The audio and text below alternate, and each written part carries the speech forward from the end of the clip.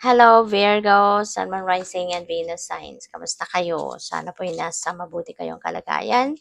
Welcome back po sa Star Tarot. At kung bago kayo dito, welcome din po kayo. Please subscribe, like, share my videos, and leave me a comment kung naka-resonate kayo. So, oh wow, Virgo. Wow.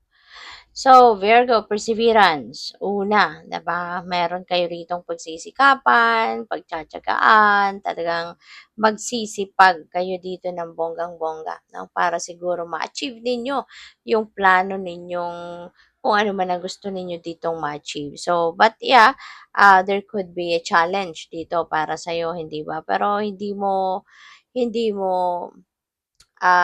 iindahin kumbaga, no? Kung ano man ang mga challenge na yan kasi you're going to endure whatever, no? Ang papwedeng problemahin mo dyan, diba? Kakayanin mo yan. And hanggang sa ma-solve mo kung mayroong problema, diba? So, magtsatsaga ka, pagsisikapan mo. Pero, mayroong fury, you know? Mayroon kang ikakagalit, no? So, sana, diba? Ma-manage mo ng mas maayos, mas kalmado yung sitwasyon na ito. Kasi kapag may galit, alam mo na, 'di ba? Hindi rin makakatulong sa iyo.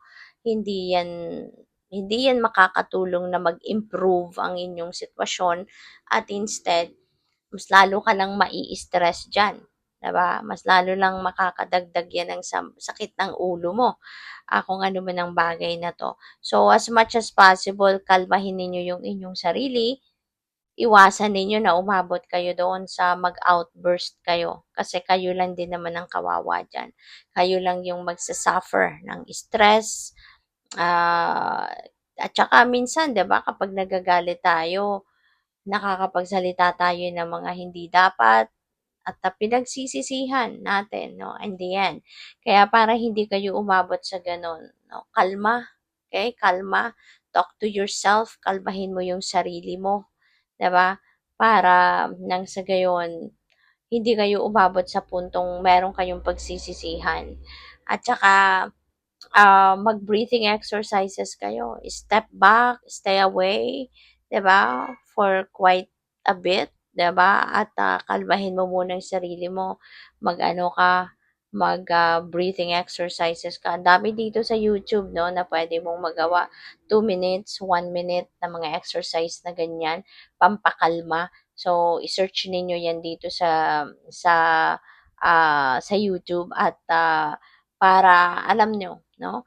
Kung kunyari, 'di ba? Kung whenever mangyari na may ganito, 'di ba, na may tendency kayo na sobrang magalit. So at least alam niyo na kung ano ang gagawin ninyo. So yun, i-search ninyo 'yan.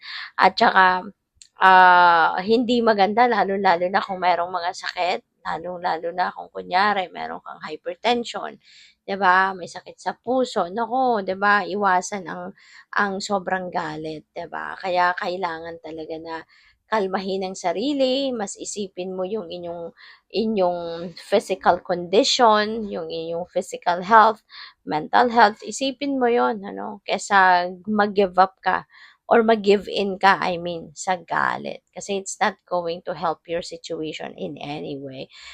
Kung may kaaway ka man, may kagalit, eh di mas lalo kayong magkakagalit talaga, 'di ba? So, 'yun, isipin mong mabuti 'yan. So, we have evidence. Ayan. So, baka investigador kayo, 'di ba? Or baka detective kayo, baka trabaho ninyo 'to. Or maybe, baka meron kang sitwasyon, personal, 'di ba? Na kailangan mong maghanap ng proof. Kailangan mong mag-provide ng proof para panindigan kung ano man ang inyong statement, kung ano man ang inyong sinasabi, kung ano man ang pronouncement mo, 'di ba? So maybe you are looking for some proof para mapatunayan or masuportahan ang mga sinabi mo. Okay? So, po pwedeng ganun ang ganap dyan. So, tingnan natin itong kung ano pang mga messages para sa'yo. And by the way, maraming salamat muna for subscribing to my channel. At Kung hindi pa kayo nakakapag-subscribe, subscribe na po kayo. And maraming salamat din for not skipping the ads po kasi malaking tulong po yan sa akin. And please click the join button po sa baba ng video, no? Kung hindi pa po kayo nakakapag-join sa membership. So, we also have the 10 of Swords and 10 of Pentacles. Ayan. So, synchronicity ito, Virgo. Mayroon tayong dalawang 10. So, that is synchronicity. At pwede na ang iba sa inyo rito um, teka muna, no? Yung synchronicity muna pala, sorry. So, I suggest na pakitignan po ninyo, i-google po ninyo anong ibig sabihin ng angel number 1010. Diba? Kasi yung dalawang 10, that is an angel number, repeating numbers, those are angel numbers. So, merong additional information, additional advice, additional insight, no, na gusto ng universe na malaman niyo dyan. Kaya pumasok yung synchronicity na to. So, tignan po ninyo, basahin ninyo, angel number 1010 po. Yun po ang isi-search ninyo sa Google para meron kayong mababasa pa dyan na that may resonate with you and may help you. Diba? Na, kung ano man, no, regarding sa inyong situation sa ngayon. So, si Ten of Swords, ako nakikita ninyo rin, di ba, nakaluhod, yung swords nasa likod. So, malinaw na na-traitor kayo rito. Malinaw na niloko kayo rito. Malinaw na nagawan kayo rito ng hindi maganda. No? Panlolokong bonggang-bongga siguro ang nangyari rito. So, this could be done by your person. Po pwedeng karelasyon mo, po pwedeng kamag-anak mo, kapamilya mo, best friend mo, yung mga ganon. So, naloko kayo rito, no? Naloko kayo rito ng someone in the past. And, napaluhod kayo, diba? As in, sobrang sama ng loob na nangyari rito. Naramdaman ninyo rito. But that happened already, no? That's in the past already. Kaya lang, ang nangyari siguro dito, matagal na panahon, ano, na binitbit ninyo sa loob ninyo yung sama ng loob, yung hirap. Kasi, maybe parang unacceptable ito para sa iyo kasi po pwede no na mahal mo sa buhay ang nakapagdulot ng sama ng loob sa iyo. 'Di ba? Meron ka dito sigurong excuse me, malalim na emotional investment sa taong ito. Kaya syempre kapag ginawa ka ng hindi maganda, talagang sasama ang loob mo ng bonggang-bongga. So, po pwedeng ganyan na nangyari sa iyo, no? Pero 'di ba, for the longest time, ang bigat, no? May resentments, may inis, may buwisit, no? Galit na maaaring naramdaman ninyo. Pero ngayon, ano, parang naiisip ninyo na parang mas lalo pa ninyo tuloy pinahihirapan ang sarili ninyo if you're going to harbor that emotional baggage, that emotional pain any longer, 'di ba? Kaya po pwedeng ngayon babangon na kayo. Maaring tatanggapin mo na ang nangyari, 'di ba? Mapapatawad mo na yung taong itong nakapagdulot sa iyo ng hindi maganda. And handa ka nang mag-move on, no? Siguro mas maiisip mo sa ngayon na wala ka namang mapapakinabangan dito, wala naman maitutulong sa iyo na maganda. Kung patuloy kang magagalit, kung patuloy kang maiinis, 'di ba? Kung patuloy kang mag-hold ng grudge sa taong itong nakapagdulot ng sama ng loob sa iyo.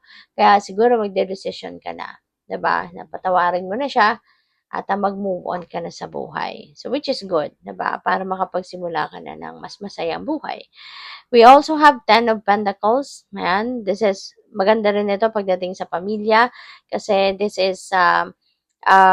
signifies no, na magiging masaya kayo, buong pamilya, kasi meron ka na ritong lalo-lalo na pagdating sa pera, 'di ba? Yung mga pangangailangan ninyo sa pera, yung needs, yung wants ninyo, maaaring nandiyan na. Nai-enjoy nyo na kaya magiging masaya na kayo. At saka po pwedeng meron pang continuously pumapasok na financial blessings dito. Kaya mas lalo pang tumitibay kumbaga ang inyong financial future na maaaring i-establish mo na, 'di ba? Siguro meron ka na din ngayong matibay, 'di ba, na pundasyon pagdating sa inyong kaperahan na in preparation, 'di ba? Hindi lang para sa kung ilang weeks, ilang linggo, but years. So, kaya masaya dito ang pamilya. We have the lovers, masaya din dito yung inyong yung inyong relationship. Tignan mo, yung dalawa, kayong dalawa dito ng person mo, maaaring masaya, you're in love, pero merong witch sa likod ninyo. Maaaring yung babaeng ito, parang nakatingin siya sa lalaki, hindi ba? Hindi naman sa'yo. Kasi parang hindi ka naman nakikita. Ah, so, yun, parang nakatingin siya sa lalaki, maaring galit siya sa lalaki, maaring inis siya sa lalaki. So, maraming pwedeng sitwasyon dito, no? Hindi ko na hindi ko na yan i-elaborate. Pero, kasi depende na rin din yan sa inyong sitwasyon. But, maybe someone, 'di ba? Baka someone is nabubwisit, nagagalit sa lalaki. So, kung kayo man ito, or yung person ninyo ito, maybe there could be someone, pwedeng parent yan, 'di ba? Baka ayaw niya sa lalaki, 'di ba? Baka parent mo yan, pwedeng ganon. Or pwedeng this is someone, na baka interested dito sa babae, kaya nagagalit siya sa lalaki. Or pwedeng nagagalit siya kasi baka ex niya ito. So, ayaw niyang mapunta yung lalaki sa iba. No? So, depende sa inyong sitwasyon. But, yun lang. No? Focus ka sa relationship mo, focus ka sa person mo. 'Di ba? At laging maging mapagmatsyag at lagi kayong maging maingat, 'di ba?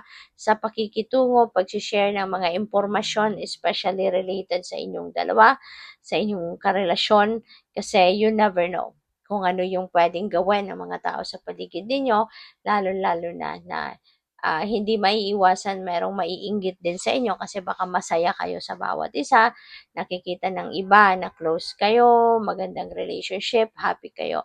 So, marami, 'di ba, ang evil people sa paligid. Kaya maaaring hindi mo alam kung anong pwedeng gawin nila, 'di ba? So, yun. Kaya mag-iingat, okay? Good luck sa'yo. Thank you for watching, Lava Light. Namaste.